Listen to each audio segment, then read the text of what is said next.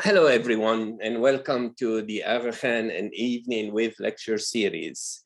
We're very happy to have you all here and somewhat very sad to have to stay online again this semester with the unfinished saga of COVID-19. Before we start, I would like to read the MIT Land Acknowledgement. MIT acknowledges indigenous peoples as the traditional stewards of the land and the enduring relationship that exists between them and their traditional territories. The land on which MIT sits is the traditional unceded territory of the Wampanoag Nation. We acknowledge the painful history of genocide and forced occupation of their territory, and we honor and respect the many diverse indigenous people connected to this land from time immemorial. Our lecture series this semester will have 2 lectures, and the first lecture today is by Professor Gökçe Günel. On November 15th, we will have a lecture by Professor Susan Babai, and the title will be Fischer von Erlach to Bannister Fletcher, Writing Islam into the World's Architectural History. So please tune in again on November 15th at 6 o'clock in the evening to attend Susan's lecture. And now I will pass the microphone to my colleague Huma Gupta, who will introduce tonight's speaker, Gökçe Günel. Huma, please. Welcome, everyone. Tonight, I have the great pleasure to introduce our brilliant guest. Gökçe Günel is assistant professor in anthropology at Rice University. Her latest book, Spaceship in the Desert, Energy, Climate Change, and Urban Design in Abu Dhabi, which was published by Duke University Press, focuses on the construction of renewable energy and clean technology infrastructures in oil-rich Abu Dhabi. This comes at a time when the era of abundant oil supplies is slowly coming to an end, which is also the topic of her talk today. Her research demonstrates how the renewable energy and clean technology infrastructures of Masdar City, which was launched in 2006 as a zero carbon city, fueled an aspiration for the manageability of ecological problems, where business models and design solutions would contain and resolve climate change and energy scarcity without surrendering hope for increasing productivity and technological complexity. Dr. Günel finished her PhD in anthropology at Cornell and held positions at the University of Arizona and Columbia University. Her articles have been published in a wide range of journals, including Engineering Studies, Public Culture, Anthropological Quarterly, Avery Review, Polar, Log, eFlux, and South Atlantic Quarterly. And in collaboration with Saiba Verma and Chika Watanabe, Dr. Günel also co-authored a manifesto for patchwork ethnography in 2020. Welcome, Gökçe. Thank you so much. It's a pleasure to be here, and thank you for the wonderful introduction, Huma. So as Huma already hinted, I'm going to talk today about my book, Spaceship in the Desert. And I want to say that actually some of the research for the book took place at MIT in 2010. So it's wonderful to be sharing some of the findings from that era now with you. So I'll share my screen. Second.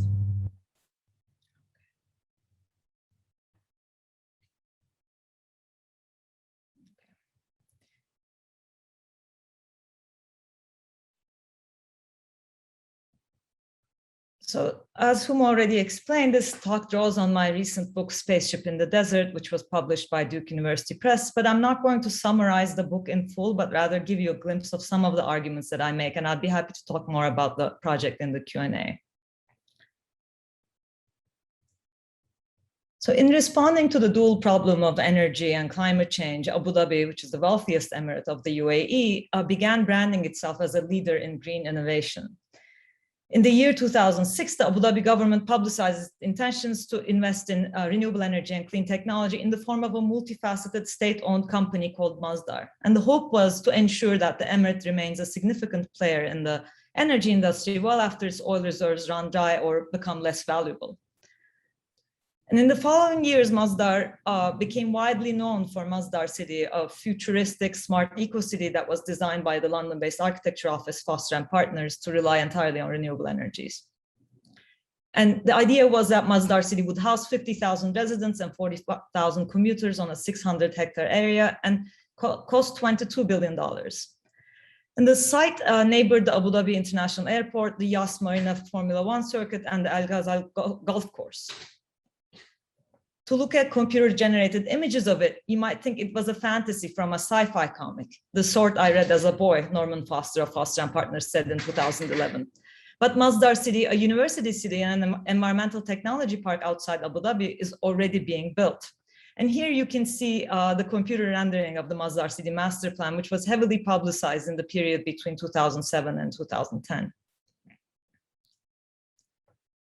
While the eco-city was central to Masdar's vision, Masdar also invested in renewable energy via its other operations, so Masdar Power, Masdar Carbon, and Masdar Capital. Masdar Institute, the Renewable Energy Research Center founded by MIT, was opened inside the fledgling eco-city and started offering fully funded graduate degrees to about 200 students from around the world. And so during the time of my fieldwork at Masdar City in 2010 and 2011, these students were the only inhabitants of Masdar City living in dormitories on campus, so they feature heavily in my book. And this is an image of the Masdar Institute dorms and labs situated at the center of Masdar City. So Spaceship in the Desert analyzes the production of Abu Dhabi's renewable energy infrastructures and centers on the Masdar project. And it seeks to understand how an oil-rich emirate like Abu Dhabi prepares for a future with less oil. And I draw on 17 months of fieldwork at Masdar, as well as I mentioned, at MIT and the UN Framework Convention on Climate Change in Bonn. And my research very briefly demonstrates that Abu Dhabi's clean technology projects have aimed to generate what I call technical adjustments, so a means for vaulting over to a future where humans will continue to enjoy technological complexity without interrogating existing social, political, and economic relations. So I understand technical adjustments as imaginative and wide-ranging responses to climate change and energy scarcity, which open up certain interventions, such as extending technological complexity while foreclosing others, such as asking larger scale moral, ethical, and political questions regarding how to live. So while producing innovative and at times really fun artifacts, technical adjustments eventually obfuscate and efface the simple realization that humans cannot continue to live and consume as they do. Instead, technical adjustments seek to preserve and conserve the status quo. So before I continue further with an analysis of Masdar City, I want to give you a very brief historical account of Abu Dhabi. So in the early 1960s, while still under British control, Abu Dhabi commanded around 10% of the world's proven hydrocarbon deposits. However, under the rule of Sheikh Shahbut, often remembered for not fully complying with British interests, Abu Dhabi refused the development interventions. And in this image here, you can see Sheikh Shahbut photographed in 1963 by Roger Crane, a Life magazine photographer. But Sheikh Zayed, who came to power with British support in 1966, so 3 years after this photograph circulated, drastically transformed policies during his rule that lasted until his death in 2004, prioritizing oil concessions and contracts. And Sheikh Zayed was also a critical actor in founding what is now known as the UAE in 1971, bringing together 7 different independent chiefdoms that had previously been part of a British protectorate called Trucial States. And as you see in this map, Abu Dhabi, which is the capital of the UAE, is also the largest emirate in the Union, and Dubai is its eastern neighbor. By the 1990s, Abu Dhabi accounted for over 90% of the UAE's oil exports and had the capacity to pump 2.5 million barrels per day. And after Sheikh Zayed's death in 2004, his successor Sheikh Khalifa began to mold a more globally competitive image for Abu Dhabi, specifically by investing in high-profile development projects in the fields of tourism, urban transformation, and technology transfer. And some of these projects, such as the construction of NYU Abu Dhabi, Guggenheim, and Louvre, received attention globally. And this is an image from the new Louvre Museum, which opened in November 2017. So it's useful to keep in mind, however, that foreign labor designs, builds, and manages these projects. So of the 9 million people who live and work in the UAE, almost 8 million are not Emirati citizens. And these immigrants come to the UAE on temporary renewable work contracts sponsored by their employers. And some of them hold white-collar jobs in sectors such as tourism, finance, and construction, while many of them are low-wage male workers from South Asia and Southeast Asia. And the UAE's violations of workers' rights, especially on the construction of sites of large projects, are well documented by international institutions as well as the media. And now we're seeing this kind of debate emerge around the Dubai Expo site. So today, Abu Dhabi continues to rely on various networks of oil for expanding into the renewable energy and clean technology sectors and seeks to start exporting knowledge-intensive products rather than oil. And the practices adopted in promoting clean energy, such as the construction of Masdar City, are meant to transform Abu Dhabi's image from oil producer to technology developer, rendering the emirate, as one of my interlocutors at Masdar City put it, more elite. In this context, climate change and future energy scarcity have emerged as business opportunities. So when defining their understandings of renewable energy, many of my interlocutors who came to Abu Dhabi from all over the world explained that they did not advocate closing down businesses and stopping production. So just the opposite, they imagined Masdar as a test bed that would create more business potential for Abu Dhabi. So they did not aspire to surrender or challenge capitalist consumerism, which is often seen as the reason for dwindling resources and climate vulnerability, but instead attempted to generate a strategic, holistic, and comprehensive approach to renewable energy. The producers of Masdar accordingly remarked that their initiative was not environmentalism, and that the project did not seek to be located outside the present social, political, and economic conditions. In addition to admitting that not many of them would self-identify as environmentalists, clean technology professionals at Masdar found it significant to highlight how the environment was a sexy part of the economy, and therefore could be integrated into existing models of social and political life seamlessly. And like many businesses around the world, they could supply environmentally friendly products that would perhaps supplant the demand for non-green products, such as fossil fuels. So in the rest of this talk, I'd like to analyze the imagery employed in speaking about the futuristic Masdar City project in the years that followed its launch in 2006. Why and how did Masdar become conceptualized as a city of the future? And what did it mean for the project to be located at another time, in addition to being located within a bounded area in the desert, often conceptualized as an other space? What, or perhaps when, was the future imagined through Masdar City? So I want to explore the spatial and temporal discourses and mechanisms that were put to use while planning and building the eco-city. And how did the residents of Masdar City understand the labor involved in producing a green city in the middle of the desert in an oil-producing country?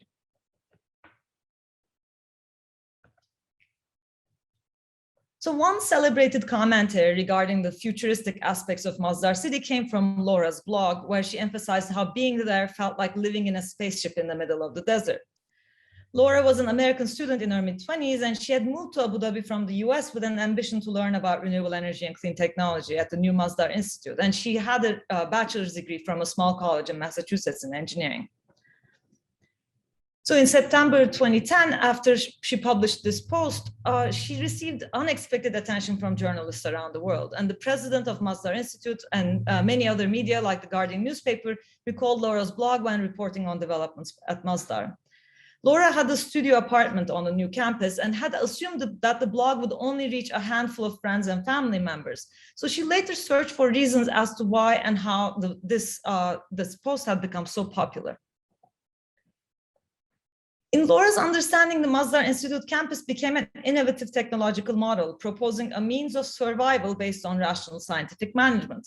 So the spaceship would conserve life as it had long been known on Earth, presenting a provisional solution to an uninhabitable environment outside. In this way, the spaceship would act as an ark, an artificial interior space expected to give birth to a next generation of resource pioneers. The spaceship would signify enclosure, archiving, selection, hierarchy, movement, and most importantly, perhaps the maintenance of strict boundaries between interior and exterior spaces. The experimental hub of another time and another space would technologically maintain the lives and livelihoods of its residents indoors. So since the 1960s, space travel technologies have inspired ecologically sensitive architecture, producing a blueprint for survival in a context of rising environmental concerns. As historians of science such as Peder Anker and Sabine Höhler have noted in their overviews of ecological design developments, the American space program of the 1960s had considerable impact on the ways in which designers imagined and planned eco-friendly life on Earth. So buildings would constitute self-regulating and decentralized systems with comfortable climatic conditions for humans. They would provide enclosed shelters for an impending ecological disasters, and they would serve as a means of escape from possible destruction on Earth.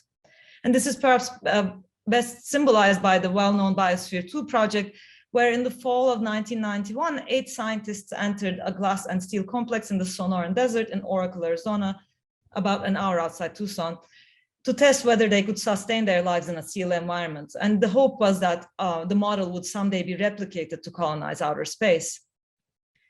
Occupying buildings inspired by space technologies, humanity would behave like astronauts with clear outer space missions. And in these histories, the spaceship is a finite, technically sophisticated and insular habitat for an exclusive group of beings facing an outside world of crises. And in his book, Shipwreck with Spectator, Hans Blumenberg explains how humans prefer in their imagination to represent their overall condition in the world in terms of a sea voyage. So the idea of a spaceship, then much like the submarine that preceded it, then serves as an extension of the ark metaphor, demonstrating the inevitable boundaries of human activities, vilifying the space beyond human habitability, and producing the outside as a vacuum that should not be inhabited. So as seas full of mythical monsters surround the livable environments on Earth, the ship provides a safe interior space thanks to its strict boundaries, or as the German philosopher Peter Sloterdijk suggests, it acts as an autonomous, absolute, context-free house, the building with no neighborhood. This way, the ship puts forward an alternative environment of peace and rationality, standing in opposition to the destructive and irrational crises of Earth. So in prioritizing enclosure for some over collective survival, which is the tension that underpins most spacefaring movies, the spaceship also advances the principles of selection and endorses what Sloterdijk calls exclusivity dressed up as universalism. Despite saving only a very small number of those who suffer a metaphorical shipwreck, the spaceship insists on addressing the planetary scale questions of survival in the unknown, the sustenance of the species beyond ecological catastrophe, and the preservation of an existing civilization, albeit in highly limited and confined form. So Masdar City was conceived to perform the role of a spaceship in the desert, so to maintain the lives and livelihoods of its residents by relying on renewable energy and clean technologies. Architects working with Foster and Partners based at the Masdar City site to monitor both the design of Masdar Institute and the sustenance of the Masdar City master plan suggested that the ecological mandate assisted Norman Foster, who was the founder and chairperson of Foster and Partners, as he produced his legacy, having himself been inspired by the history of ecological architecture in the 1960s and 1970s. So one of the on-site Foster and Partners architects told me, Norman wants to be the Bucky Fuller of this century.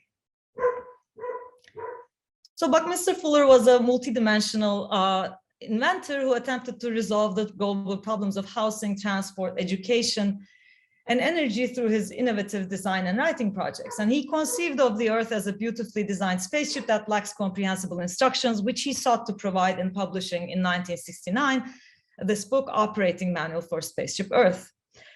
We're all astronauts in Fuller's assertion. We've not been seeing our spaceship Earth as an integrally designed machine, which to be persistently successful must be comprehended and serviced in total.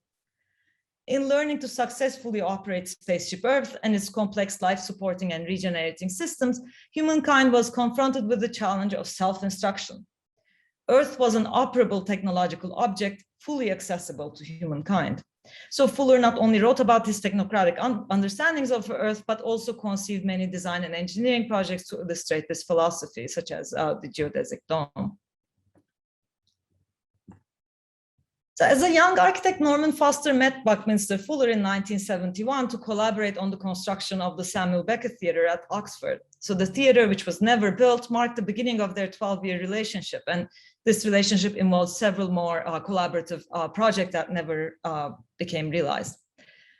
The theatre would have been a subterranean building designed to house classrooms and exhibition spaces for St. Peter's College, and it would have utilized the geodesic lightweight structures that had made Fuller famous by then.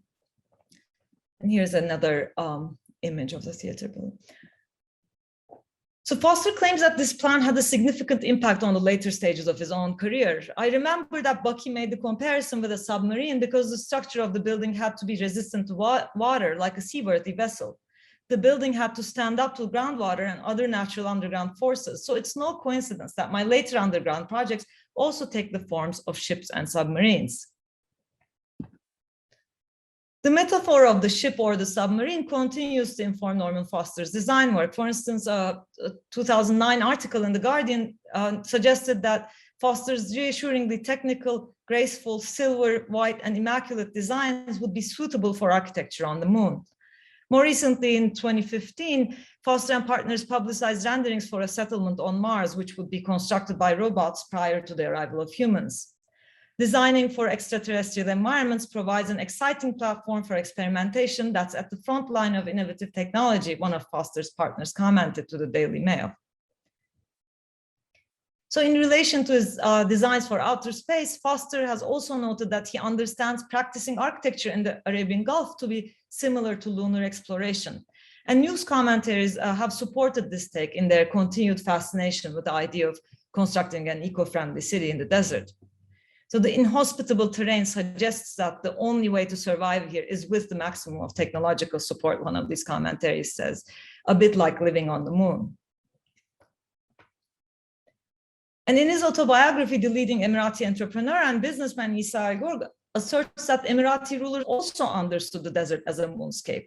He describes how Sheikh Rashid of Dubai dismissed the moon landing as a hoax, arguing that the pictures from the moon's surface on television had obviously been filmed in the mountains of Ras Al Khaimah, one of the 7 emirates that make up the UAE, specifically to delude fools like him. And in December 2010, Fred Movanzadeh, one of your colleagues at MIT, I think he's now retired, then president of Masdar Institute, appeared in a CNN documentary by Richard Quest about Masdar City. And he explained that when the US wanted to send a man to the moon, it produced NASA. And now when the UAE wants to transform and diversify its economy, it builds Masdar City. So how can we understand and conceptualize the impetus to compare Masdar City with a moon landing or with an exploratory trip to outer space? So looking back at the Apollo space program, David Mindell, who's a historian of science at MIT, explains how President John F. Kennedy seized and mobilized the powerful mythology of the frontier in aiming for the moon. The term frontier, originally meaning border or borderline, took on new resonance during the settlement of the American West in the 18th and 19th centuries. So in this narrative, heroic pioneers headed to an unknown geography full of unpredictable dangers. And there they would make use of self-control and self-reliance to open up a new resource frontier. So Laura's spaceship analogy also helped the producers of Masdar City in promoting the reconfiguration of the desert as an undiscovered resource frontier from which a novel means of livelihood would emerge. So the analogy served as a conceptual extension of the multiple Orientalist projects that the British or the French undertook in the 19th century in order to make a certain form of life possible in the arid geographies of Arabia. Many colonialist and settler colonialist projects have regarded the desert as this blank or ruined space, which can be fixed with the help of technology and proper governance. So as geographer Diana Davis shows in her book, The Arid Lands, European colonizers have conceptualized the desert as a geography that has been generated due to misuse by its native peoples and therefore needs to be enhanced. This conceptualization has allowed for centuries of dispossession, especially by positioning Europeans as experts who might recreate the imagined forested landscapes of the past and therefore improve life for the said desert dwellers. So for the colonizers, the desert was an uncultivated frontier open for experimentation for all kinds, offering opportunities. And in this new adventure, in the Masdar City adventure, the frontiers people of Masdar City would be in charge, both abiding by the principles of the Abu Dhabi government and taking the initiative to produce a next generation of innovators. So the frontier people would help Abu Dhabi ensure its survival after oil by substituting fossil fuels with renewable energies. And according to this destiny, the students would take charge as astronauts, managing the successful institution of a new resource economy within an oil exporting country. And the frontier narrative not only reconfigured the passengers of Masdar City as resource pioneers, it also obfuscated the idea of resource finitude. While the Masdar project seemingly relied on and reproduced the acknowledgement that fossil fuels would eventually disappear, The eco-city promoted an infinity of sunlight and wind in responding to this verdict.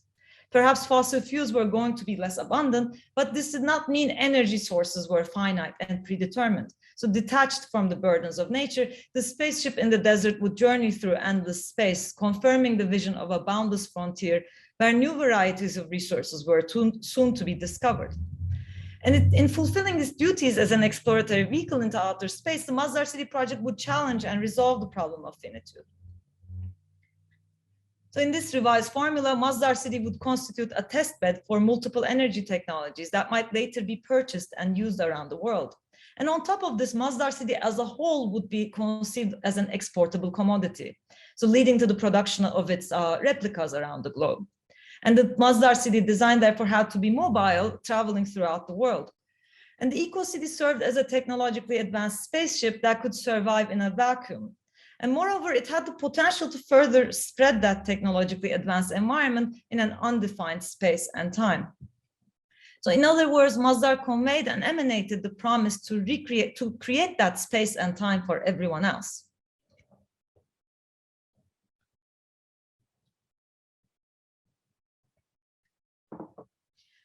Meanwhile, Masdar Institute students, the frontier people of Abu Dhabi's emergent eco-city experiment, remained unsure about the translatability of Masdar City into other settings. So on February 1st, 2011, they gathered in the Masdar Institute auditorium to debate whether Masdar City is an elite enclave of sustainability unsuitable for the rest of the world. The graduate students who came to Masdar City from countries including the US, China, India, Egypt, Jordan, Iran, Turkey, and Iceland were struggling with such questions and wished to think about them in the context of a debate club performance. The team that perceived Masdar City as an elite enclave of sustainability argued that Masdar was too unique to be applied elsewhere. For one, Masdar was very expensive. Which other country other than the UAE would be able to devote $22 billion for an eco-city? Second, they recalled how this project had been put together to contribute to the economic diversification of Abu Dhabi and perhaps would not be financially feasible or meaningful for other countries with different economies. Masdar City was expected to help the UAE transform its brand image from oil producer to technology developer, to induce a perception shift, possibly attracting foreign investments or facilitating the creation of local startups focusing on renewable energy. Third, the political climate of Abu Dhabi was working in favor of Masdar City by providing prolonged commitment and stability. The government often served as a steady source of financing for the project. In this understanding, Masdar City would remain an island contingent on a specific set of circumstances, only available within the UAE. Abu Dhabi's oil capital, its future economic vision, and its political environment were thus perceived as preconditions for launching the spaceship. In response, the team that defended the global applicability of Masdar City proposed that the eco-city should be understood and framed as a prototype. Abu Dhabi would shoulder the burdens of building the eco-city and others would benefit. Every new idea is expensive, one of the students underlined. Think about the car. First, rich people had it, and now it has spread all around the world. Masdar City could become less expensive in an undefined future. It could be exported to other countries as a whole, in the same way that the car and its infrastructures have been exported. In the meantime, the experiments taking place at Masdar would be learning experiences for students, researchers, and faculty, opening up global horizons for research on renewable energy, for eventual adaptation to other regions in bits and pieces. At the end of the meeting, one of the students approached me to express his dissatisfaction at how none of the students on the debate teams had actually defined what Masdar City was, or what exactly they expected it to spread around the world. No one talked about the personal rapid transit units or the motion sensors he specified, pointing to the technological artifacts that seemingly defined the eco-city for him. What would Masdar City pass on to the rest of the world, he wondered. What exactly was the future that the spaceship promised? So on November 10th, 2010, some weeks before the official opening of Masdar City, Daniel Foster and Partners architect overseeing the master plan gave a talk about their design process. The students who organized the debate were in the audience. Daniel's slideshow included this lunar image that you see here, juxtaposing a space module with the gray lightweight cladding of the laboratory buildings on the Masdar Institute campus. And here you can see the laboratory buildings facades. The facades were composed of insulating cushions that the architects explained shade the interiors of the building and remain cool to the touch under the desert sun. Yet while the technological infrastructure of Masdar City was critical to the project, the architects also emphasized how they learned from old Arab cities in designing the eco-city. Daniel's slideshow, in fact, began with references to cities that had architectural principles akin to Masdar. Aleppo in Syria and Marrakesh in Morocco were among the cities that inspired the city's master plan, along with traditional districts within Abu Dhabi and Dubai and other cities in the Gulf. Many of these cities also had narrow streets, shaded windows, courtyards, and wind towers. The audience, many Masdar Institute students and researchers, listened carefully and examined the image that Daniel showed, a bird's eye view of Shibam in Yemen, taken by George Steinmetz, a National Geographic photographer. So this image that you see here. A student raised his hand to ask a question, interrupting the presentation. But does Shibam really exist? Have you ever seen it? Daniel replied that it was too dangerous to travel to Yemen these days, so he had never been to Shibam, and added how he would love to go there someday. But sure, Shibam existed. This city, or this historical artifact, as Daniel framed it, had been one of the primary inspirations for building Masdar City. So an eco-city that strove to be located in the future, but that had its roots in a uniquely Arab past. By using representations of Shibam and other older Arab cities in architectural presentations, the designers of Masdar City looked for a context to which Masdar City could respond. At the same time, however, they helped serve political goals, assisting Abu Dhabi in achieving a centrality in the Arab world. In their presentation, Daniel and his fellow architects working with Foster and Partners employed references to the past as material evidence and reasoning to thereby attain solid historical grounding for their project.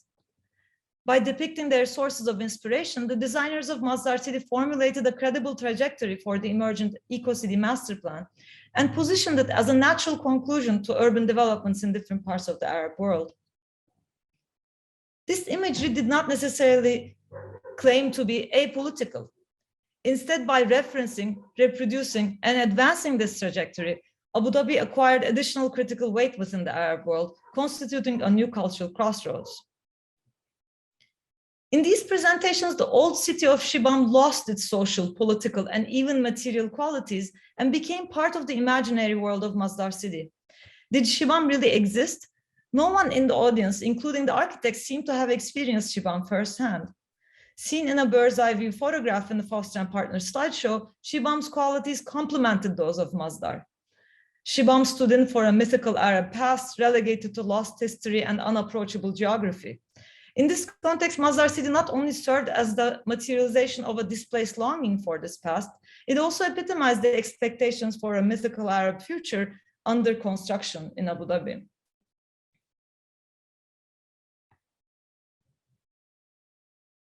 The official opening of the Masdar Institute campus, perhaps a metonymical representation of Masdar City, was scheduled for November 23rd, 2010.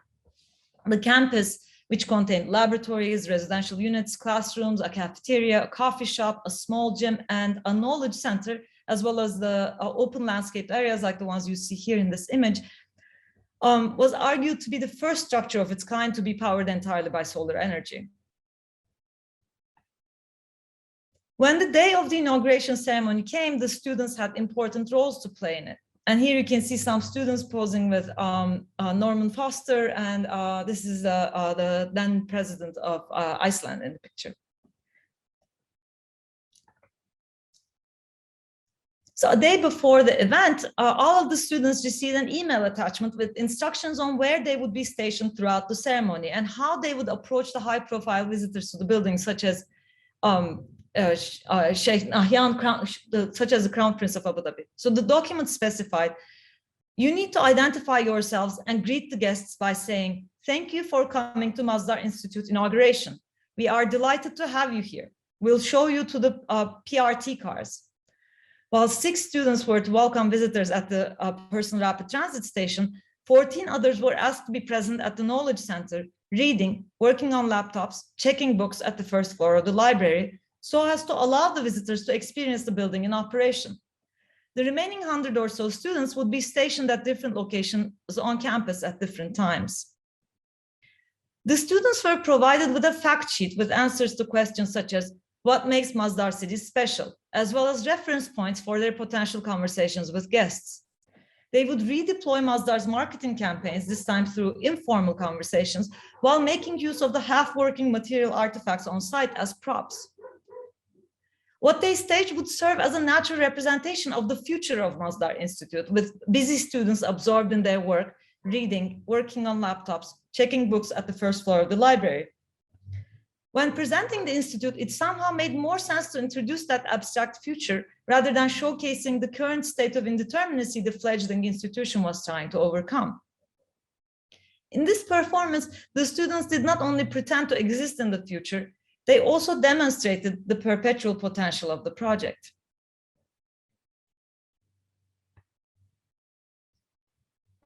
The science fiction or utopia that Masdar Institute represented was further enacted and confirmed through high-profile visits to the campus.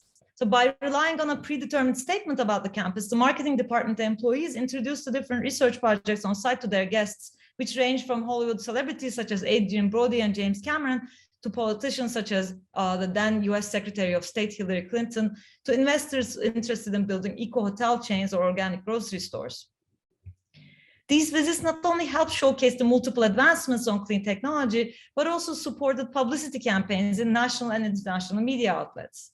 So when the movie star Clive Owen toured the Masdar Institute, for instance, his comment ran under the headline, "Masdar looks like a city from the future," in the national English language newspaper Kurdish Times. Owen, who had starred in acclaimed science fiction films such as Children of Men, suggested that a science fiction film be shot at the Institute. And here you can see the marketing team taking Clive Owen around the Masdar Institute building. Many others saw the marketing and communication campaigns as portraying a science fiction project. So in describing the city, many referred to films such as The Fifth Element, Total Recall, or Blade Runner. Margaret Atwood's recent novel, Oryx and the Crake, from 2003 was also considered a good analog. Most of these works are set in bounded cityscapes where life is impossible outside technologically supported zones. So soon, Masdar's promoters forecast life would need to be sequestered in enclosed and self-sufficient spaces due to climate change and energy deficiency. So as a city built from scratch, Masdar offered a vision of technologically complex, eco-friendly, and enjoyable modes of living, and aimed to serve as a potential engine for economic growth. But the future that animated interest in this complex was at times dark. So by the logic of Masdar's marketing campaign, the time and space of Masdar City was at once apocalyptic and utopian. So, and indeed, when executives working with Masdar City utilized analogies based in science fiction narratives, they received tongue-in-cheek criticism from reviewers. So an environmental news website quipped, "Masdar City is bringing Blade Runner to the fore. No one wants to live in a city full of replicants, even if it's eco-friendly. Someone better call Beckett to fix this mess before it gets out of hand." The news website pointed out that many works of science fiction are critiques of totalizing environments, where corporate power looms large, the police seem omnipresent, and large-scale social problems remain inevitable despite extensive rational planning. At the same time, Blade Runner signified a future that had already passed. Masdar City was relying on and reproducing an imaginary of the future dating back as far as the 1960s. It was not necessarily generating the fresh and innovative future its marketers promised. Anyhow, when they stop building it and finally give up on the clean technology cluster, Masdar City will transform into an amusement park, don't you think? Selim, a Masdar Institute student, wondered aloud. He was referring to spaces that were originally conceived of as futuristic communities, but later abandoned to constitute objects of amusement, most famously Walt Disney's Epcot Center, planned for 20,000 residents on a plot of land in Orlando, Florida, which became the site of the theme park Epcot after his death. So according to Selim, in a few decades, people would come and visit the ruins of an eco-city, or what was meant to be an eco-city, where the ruins would signify not only decay, but also traces of an idea once pursued ambitiously. So in this imagined future, Masdar City would become more of a spectacle, and its ruin would once again offer entertainment to its spectators, in addition to nostalgia for a past where the option of a renewable energy future was still available. Yet the specter of ruination denoted how technological solutions are always so close to complete breakdown as opposed to indeterminate potential. So these narratives were very significant in shaping Masdar. But before closing, let's take a quick look at exactly how the spaceship gets fueled. So in this image, you can see the beam down concentrated solar power station, which was a collaborative project carried out by MIT and Masdar Institute researchers inside Masdar City. And it relies on the mirrors that you see here to reflect the sunlight to this tower. So as some of you may know, Abu Dhabi is perceived to be a perfect location for harnessing solar energy. However, according to Mahmoud, a 30-something Egyptian-born engineer at Masdar, this perception was not completely accurate. Upon finishing his PhD at an American university and wishing to be closer to home, Mahmoud had accepted a position at Masdar as his first job.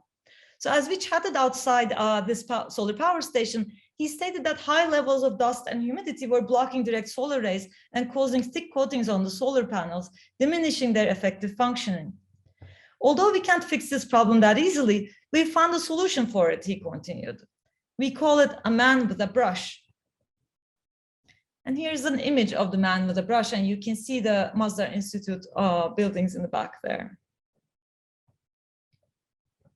So in Mahmoud's understanding, the man with a brush, a worker dedicated to gently wiping away dust and mud from the solar panels, became part of the picture only to reveal the infrastructural potential embedded within the solar panels. Man with a brush could perform a feat that extensive technological innovation couldn't so far handle, and therefore was fundamental to the emergent renewable energy sector of Abu Dhabi. The man with the brush was South Asian or perhaps from the Philippines, and he shared a room with other workers in a labor camp outside Abu Dhabi, and he walked around the Masdar City site cleaning solar panels on a daily basis. Overall, the immigrant labor force served as a most effective and essential resource for the materialization and functioning of renewable energy infrastructures in the UAE. Yet these humans who were making the infrastructures work were most often perceived as disposable tools. Masdar City attempted to help humanity fight climate change and energy scarcity problems, but its understanding of humanity was particular and selective. It did not include the man with a brush. At Masdar City, oil would cease to be the main currency, and driverless electric pods would replace cars, and eventually possible environmental problems would be avoided through meticulous research and technological discovery. Relayed as a science fiction style narrative, the social and political injustices did not seem to matter much. In this context, Masdar remained an exclusive project that aspired to prolong the current social and political conditions by making use of technical adjustments. It supported a conception of utopia or science fiction that did not take into account an improved future for the whole of humanity. The implication was that the status quo was already a best-case scenario. The producers of Masdar already inhabited this utopia, even though this utopia did not necessarily plan for the man with a brush or many others who were not included within its confines. In constructing an eco-city, they were building a limited notion of what humanity means and strengthening existing social boundaries. But in fact, climate change and energy scarcity should propel humans to challenge such boundaries and to cultivate new modes of inhabiting the planet. Okay, thank you so much. I'm going to stop sharing now.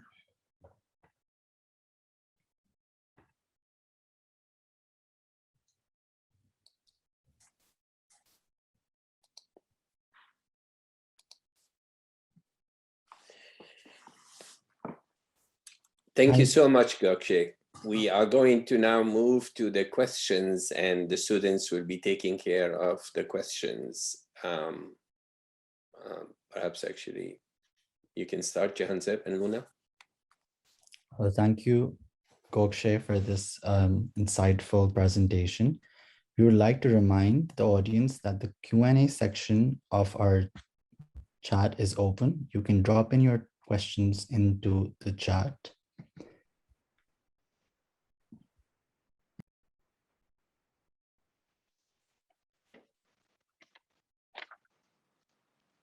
I'll start with a question until the attendees can think of their own. I'm wondering, Gökçe, if other firms other than Foster & Partners were considered in designing this or for designing this green city in the middle of the desert in an oil-producing country, because I'm also, in a way, kind of fascinated by this like model of foreign architecture firm that designs abroad, but also relies on local actors for cultural input, and that, you know, that often negotiate tensions that happen between all of these stakeholders. So is there some like aspect of that that went into choosing Foster and Partners for this project? Yeah, thank you so much. That's a great question. So there was a competition for the Masdar City master plan. Unfortunately, I never was able to see what the entries to that competition and what the designs look like, and I don't have a good sense of what other firms competed for it. But I know why Foster and Partners was selected, because this was many of the transportation consultants that worked on the project kept on reminding me that the most innovative aspect of Foster and Partners master plan was the person rapid transit pods. So person rapid transit pods were these like small vehicles that could fit about, up to 6 people, and they had no drivers. And the idea was that an undercroft would be built for the whole city, and these driverless pod cars would move around in that basement, so without interrupting pedestrian transport and the actual sort of the grounds of the city. And the transportation consultants to the project, as well as Foster and Partners, sort of architects who were based in Abu Dhabi, said that when one of the reasons why this kind of transportation was desirable was because it took the driver out of the picture.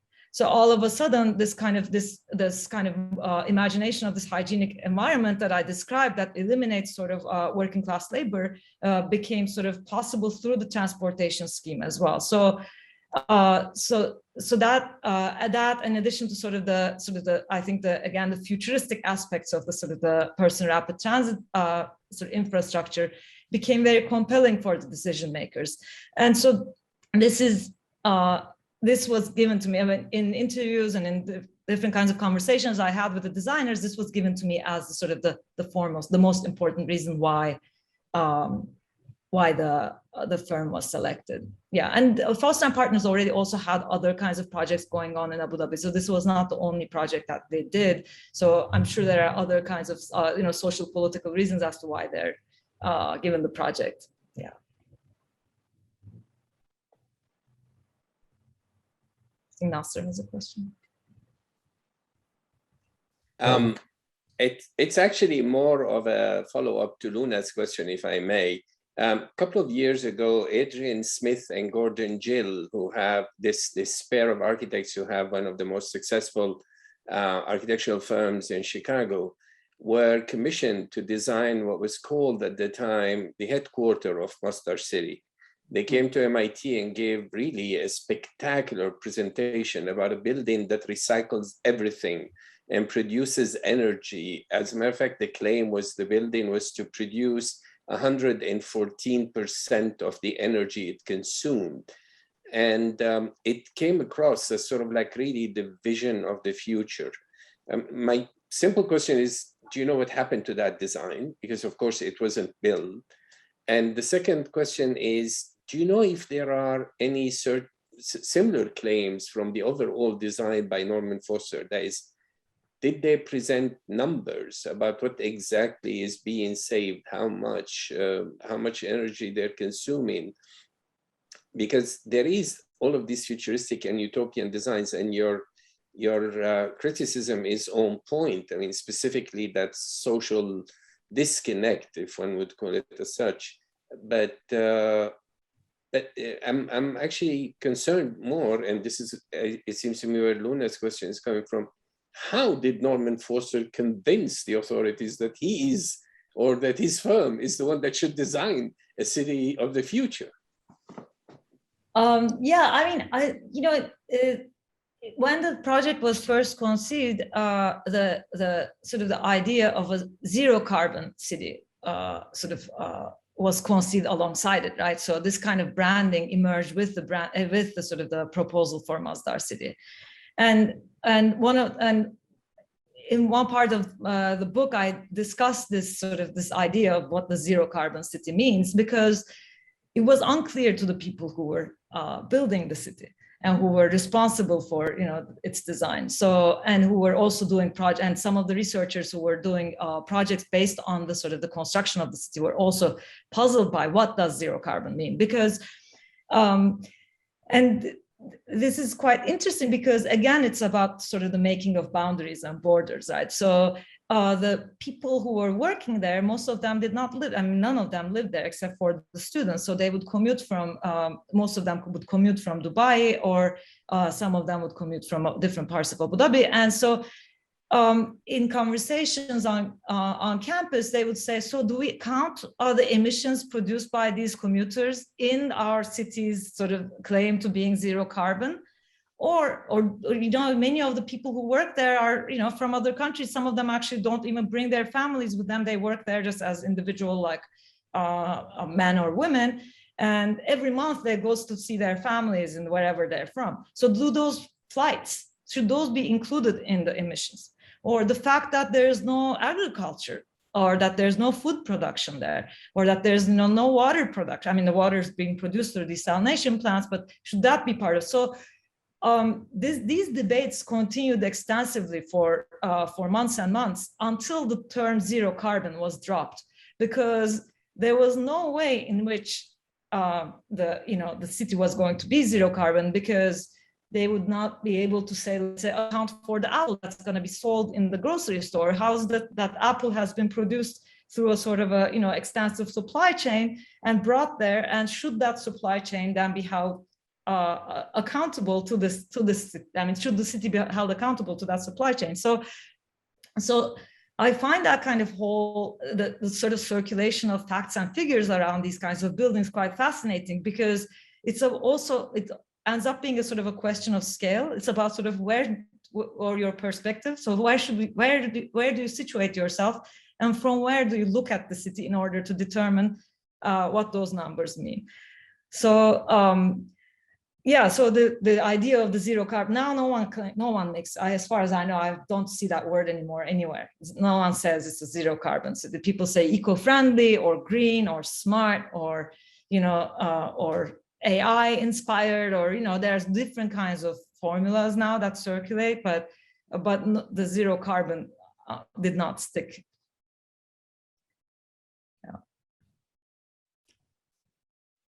Thank you. We have a couple of questions in the Q&A section, so we'll be taking those now. So one is from Pamela Karimi, who's first of all saying that thank you for the great book and presentation. Could you please talk to us a bit about your methodology? It seems to me that as an anthropologist, most of your work took its shape through oral interviews and ethnographic work. Along the same lines, who would you consider as your main protagonist or agent in this work? Was it the human element or the architecture itself? That's a great question. Thank you.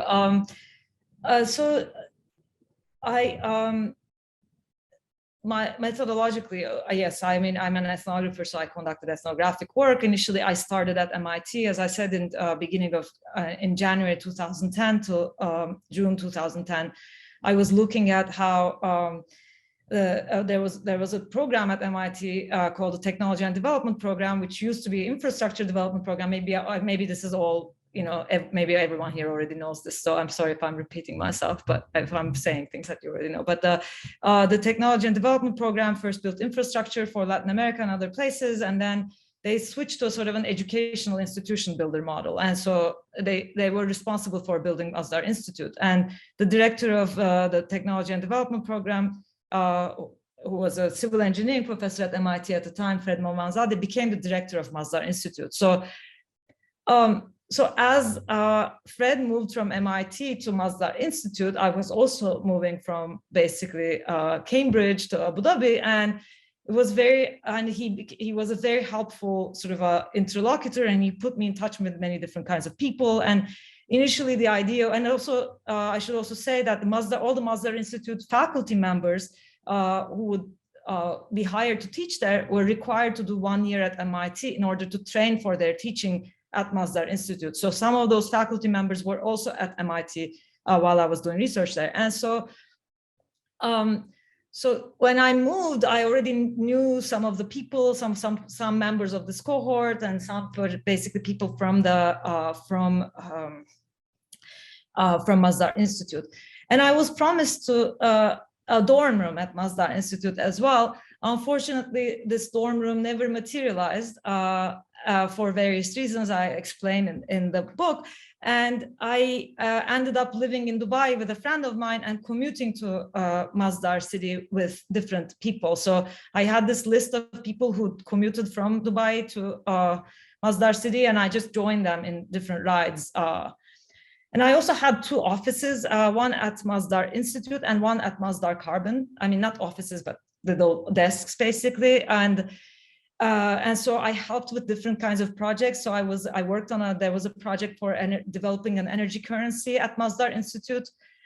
So I worked as a researcher for that project. And I also worked as a researcher for a project at Masdar Carbon, where the UAE was trying to develop a policy document on carbon capture and storage. So I was able to sort of help the people there with the literature review for that, et cetera, et cetera. So, and then once my time in Abu Dhabi was over, I moved to Bonn to do research on how that policy paper circulated at the United Nations Framework Convention on Climate Change in Bonn. So anyway, this is a very sort of like maybe too much detail, so I have an interest in both the sort of the humans and the non-humans in this context. So I am very much interested in sort of understanding the architecture as an agent and looking at how I can sort of, let's say, think about the sort of the impact that the architecture has in this sort of larger, let's say, network. And then also I look at documents and I look at different kinds of, let's say, I was explaining the sort of Excel sheets earlier in response to Nasser's question, and sort of those kinds of Excel sheets also become sort of important figures that determine or that shape what environmentally friendly architecture means, or what climate change mitigation means in these contexts. So I definitely have an interest in both the sort of both the human and the non-human agents, and but the people who shaped, I mean, I'll end with this last comment. The people who shaped my research the most were the people that I rode in the car with, because I would be with them for 2 hours every day. So going from Dubai to Masdar City, 1 hour on, 1 hour coming back. And in the space of the car provided such a sort of like, it was very productive in terms of, allowing for different kinds of conversations and questions. And so at the end, I guess most of the most important parts of my research, I think, on the production of an eco-city took place basically inside an SUV on the highway between Abu Dhabi and Dubai. So that's the crux of the sort of I think the methodological process. But I'd be happy to talk about it more. Next, we have a question from Huma. Huma, would you like to ask it yourself? Sure. Thank you so much, Gökçe, for that lovely talk. I mean, I've learned so much from your book, and in fact, I considered it a really important text to teach my students about, climate change and the imaginaries and the infrastructures of climate change. But I am curious that a lot of the field work that you did, right, was in the beginning of when Masdar City was being formed and inaugurated. And in the past decade, it seems that as you've already alluded, there's been a shift that we don't use these terms zero carbon anymore. The discourse has shifted. And most recently, of course, the UAE architecture, pavilion won at the Venice Architecture Biennale with this, with the wetlands pavilion, which of course is using the waste brine water from desalinization plants and repurposing it to create magnesium oxide, right? This glue component to basically produce an alternative for Portland cement. And now there's maybe a slightly more nuanced kind of engagement with the so-called vernacular. So not the Yemen example that you mentioned, but the ability of kind of aestheticizing vernacular forms like coral through these new innovative materials. I think the question of the supply chain is still unresolved, and whether these materials will ever become economically viable. But I am curious, as someone who is so attuned to reading and interpreting discourses, among experts, but also in the popular literature, how do you read this shift? And what would your take be on the current moment where we're at with the future vernacular, as it's been called? Thank you so much. That's a great question, and I've been looking into the sort of the mangrove proliferation projects recently, because they're being positioned not only in the UAE but also in other parts of the world as sort of like the productive sort of the let's say result of climate change, right? In Houston too, now there's a proliferation of mangroves, just like in Abu Dhabi, and then people are like looking at these and saying, oh, like climate change warmed up our waters, and this is perhaps a positive thing that's happening. So I think there's sort of like a search for something good that can come out of this transformation, right? So, but I think, I think you're totally right. There has been a major shift in the discourse, and this kind of idea of like building an eco-friendly city that's a kind of bounded, I don't think necessarily has any kind of purchase anymore. It's not necessarily something that circulates as an idea. And even I met someone who works for NEOM, the Saudi Arabia project recently, and he was saying to me, our project is not a spaceship in the desert. It's actually a region. It's not bounded. It doesn't have this kind of, and of course, we can say a lot more about the problems with that approach or with that project, but there is a certain stance that, we can't necessarily build these kinds of little capsules that can be sort of become silver bullets to the climate change problem. So I think that's in general perhaps a sort of a positive shift that's happening, to sort of think about more smaller scale transformations that need to happen in order to sort of respond to the climate change problem. But I don't know if it is. I'm actually really curious to understand what that means about, let's say, what you call the vernacular in this context. Like, what does it actually say about the ways in which a particular kind of vernacular form gets to be made productive, right? So I think the desalination example is a great one, because this is something that comes up over and over in questions across the Gulf, but in other parts of the world too, there are these kinds of figures that emerge as the sort of the representative vernacular figures of sort of climate change mitigation that can now be sort of integrated into a supply chain to help resolve environmental problems. I think I don't know. I'm not sure how to necessarily read it yet, but I think there's a parallel across different places that's happening, that this is not necessarily a certain kind of, it's a Gulf issue. I think it's an issue that we see as climate change becomes a sort of a more widely accepted global problem that cannot be refuted or that cannot be necessarily debated. But I'm going to keep thinking about this. Thank you for the question.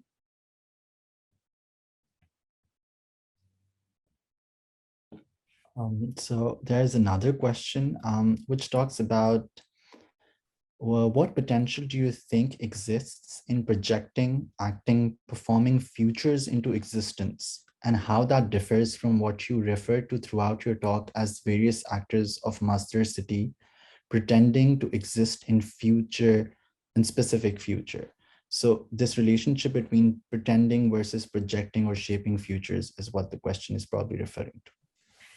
Yeah, thank you. Actually, this is something that I'm very interested in, and I try to talk about it in the introduction to my book, because and the reason why this question was so important to the project as a whole for me was because when I was writing the book, the whole conversation around Masdar City was around whether Masdar City is a failed project or whether it's a successful project. And so there are, of course, different people have different claims about this, and most of the sort of the conversation is geared towards sort of labeling Masdar City as a failure and then going on to the sort of the next big thing, right? So, but I became much more interested in sort of not necessarily using one of these labels, but thinking about the kind of potential that the people who participated in the project saw in the project. So the reason why I bring up those examples, and thank you so much for recognizing it, like the students pretending to be their future selves, is because I think those kinds of moments illustrate the ways in which people sort of shape the potential of Masdar City's future, or people see a potential in Masdar City, or the way in which they see a potential not only in Masdar City, but in the sort of larger sort of technological solutions to climate change that Masdar City represents or symbolizes in this context. So I think there's definitely a sort of a movement there through which people feel potential, or through which people try to sort of experience potential. So that's the kind of the largest theoretical scope of the book, is to sort of ask, how does potential come to life? And so I use these kinds of examples as examples for showing how potentiality gets lived and experienced. Yeah. Okay. This is another question about methodology. How did you deal with the fluctuating, constantly changing approaches and actors in Masdar during your research there? And also, how do you quantify/qualify arbitrariness, especially coming from state actors in planning projects such as Masdar? Mm-hmm. Yeah, thank you. I mean, I think the biggest, the question was for me, and I think this is the case for many ethnographic projects, is when to stop. So, I mean, I was writing this book, let's say between 2013 to 2018, let's say, and then in that period, the Masdar project had taken a completely different form than the form that I had experienced. And so how do you, if you're writing a book about that, do you actually then throw out everything you learned and just now try to keep up with the sort of the most contemporary version of what's happening in the field or in that specific context? And so I think it's hard to do this, but I think it's important to stop doing research at some point and just understand what you have in your field notes or in your field reports or in your camera, etc. However you do research, as a sort of a sort of a stable sort of a set of objects, and to engage with that and to analyze that. And of course that I don't mean that you shouldn't follow what's happening in general with the project, but I think it becomes impossible to try to always sort of catch up with the sort of the latest version of things. Yeah, there's an obsolescence to, I guess, maybe written into your data, but maybe you think about it as a sort of writing a history of the very near future, rather than a very near sort of past, rather than sort of the analyzing exactly what's happening the day your book is coming out. Yeah.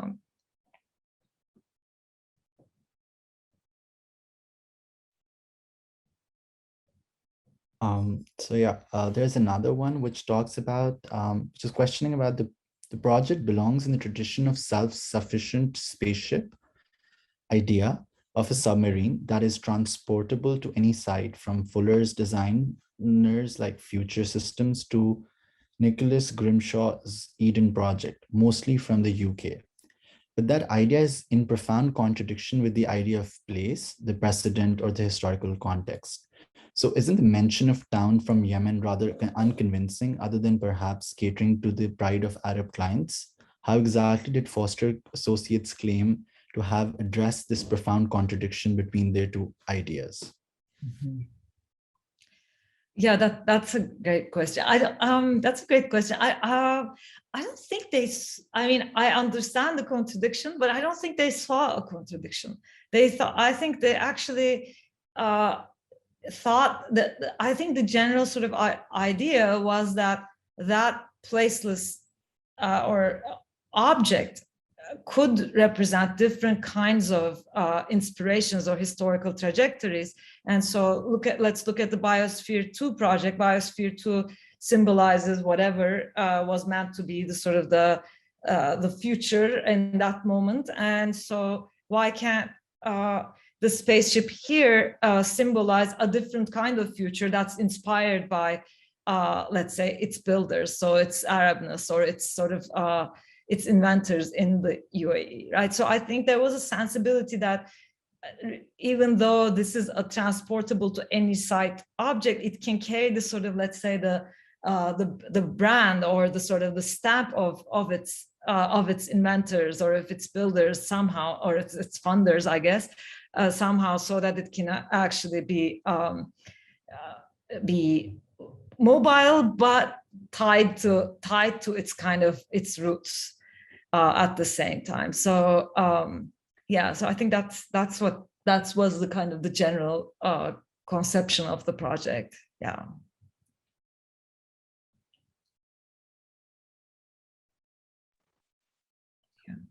This question reads, was the Masdar project successful, between quotation marks, in the vision of the government?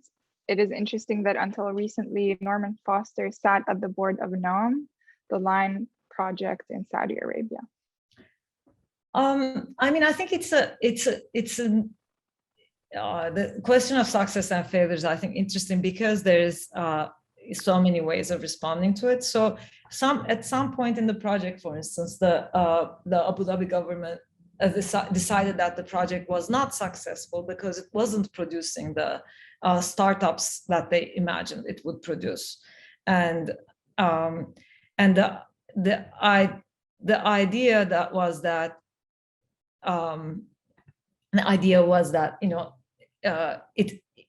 it wasn't meeting necessarily the sort of the goals that were sort of determined when the project first started. So it wasn't necessarily even about the sort of the actual realization of the real estate development project, but it was about sort of realization of the kind of financial activity that the city was promised to sort of bring in.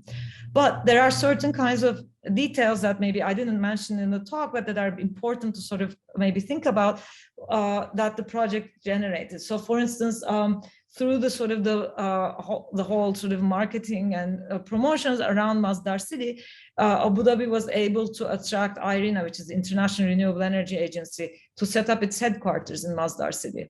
And so as the sort of many of the decision makers in Abu Dhabi saw this as a major success because they were bringing in this institution this is like international, it was an success in terms of international diplomacy. And so I think there were sort of moments, I guess, associated with Masdar City that enabled its decision makers to see it as a success, although the city was not realized in the form that it had to be realized. And now, I mean, I actually, my last trip right before the lockdown started in 2020 was to the UAE and Oman, and at Masdar City now the Masdar Institute does not exist anymore as a university, as a research institution. Instead, there's an artificial intelligence institute that has taken that building, the building that I showed the pictures of, and there's a sort of a Chinese sort of a backed sort of artificial intelligence / surveillance university that's being sort of built there, and its first students arrived in January 2021. So instruction started there in January 2021. So there's also, I think maybe this is another way of thinking about Huma's question too, that this kind of this moment of seeing renewable energy and clean technology as the solution of sort of as a post-oil sort of way of being has also transformed, and now that the big idea is to invest in AI and to think about AI as the sort of the future of this. So I think there are certain ways in which the city is seen as a sort of certain kind of success, but the larger ideology of sort of thinking about renewable energy and clean technology as the basis of post-oil future is, I think, waning and is being replaced by this kind of by this idea of automation. And I think the NEOM example is a good one in thinking about that too, because in NEOM too, automation is the sort of again the operational logic of the city. You know, the robots are now the citizens of the city. They perform all the labor and they become the citizens, etc., etc. So there's a shift there for sure. Yeah. Now we'll be taking the last question, which is by Hakim, which talks about, did the architects ever realize how really frightening their vision for this futuristic, eco-friendly city was? That's a good question. I mean, I think you know, there were different kinds of debates in terms of what this future of the city signified, but many of them, some of them said, you know, we're not necessarily investing enough time and effort into developing the human capital here. We're not necessarily, you know, actually that would be a way to generate sustainability into the future. And so what they tried to question was the sort of the definition of the word sustainability. And now there are many kinds of debates around what sustainability means. And in the book too, I try to think about this as a sort of, as a way of thinking about it is actually the sustainability of our current social, political, economic system, right? And so, and I think the architects also saw that in the project and wondered what would be other modes of sort of thinking about sustainability. And I think one of the interesting questions they asked was the relationship between what they called flexibility and sustainability. So in one part of the book, I discussed the sort of the debate around the temperature of Masdar Institute buildings. So the architects and other engineers, consultants involved in the project said that the buildings had to be kept at 24 or 25 degrees Celsius. And that they couldn't, but the residents would not be able to change the temperature, because in order to maintain the sort of the energy efficiency of the city, they couldn't give the residents the opportunity or the freedom to, let's say, live now in like 17 degrees Celsius. So the architects had this like really interesting conversation about this, thinking, okay, which one is sustainability more important than freedom of action in this case, than freedom to choose which temperature you need to live in? And I think what was really interesting in these conversations, and I think this is going back to sort of what you call frightening, is that they said, we're giving up certain kinds of freedoms here, but this is for the common good. This is for humanity. We're doing this so that climate change can be mitigated, so that we don't necessarily, so that we can, let's say, prevent the extinction of various species of, animal and plant life on Earth. So the kind of the technocratic aspects of the city became ways, were justified through this kind of, abstract scale of the sort of the world, or what's best for the common good. And therefore, although they recognized some of the sort of again, what you call the frightening aspects, they called the project a technocratic dictatorship. They also said, maybe a technocratic dictatorship is necessary because we're in this kind of, in this really difficult moment in like human history and in the planet's life. So yeah, they saw the kind of the technocratic dictatorship. They saw the sort of what the kind of the dystopian aspects of this city, but at the same time they believed that they kept on believing that this was the only the necessary solution, that this was the only way to mitigate climate change or resolve future energy problems. Yeah.